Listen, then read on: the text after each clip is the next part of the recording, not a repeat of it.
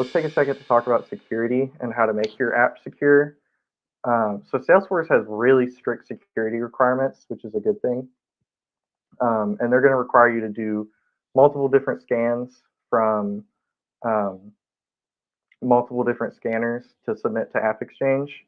I would recommend installing Salesforce Code Analyzer and Apex P&D early on. Those are both extensions for Visual Studio Code, which if you develop with Salesforce, you use Visual Studio Code all the time.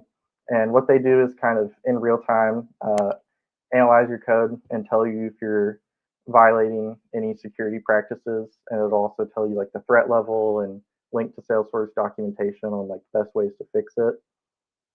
Along with that, you want to be continuously checking the security of your app, and by that I mean regularly running security scans on your code. Um, this isn't something that you necessarily have to do every day, but maybe once a week is probably good. And also just be sure in code review with your developers to bring up security and make sure that they're also following um, best security practices. And as you develop for AppExchange, you want to consider security implications. Um, so, like when developing a new feature, you kind of want to ask yourself questions like, could this feature be used maliciously?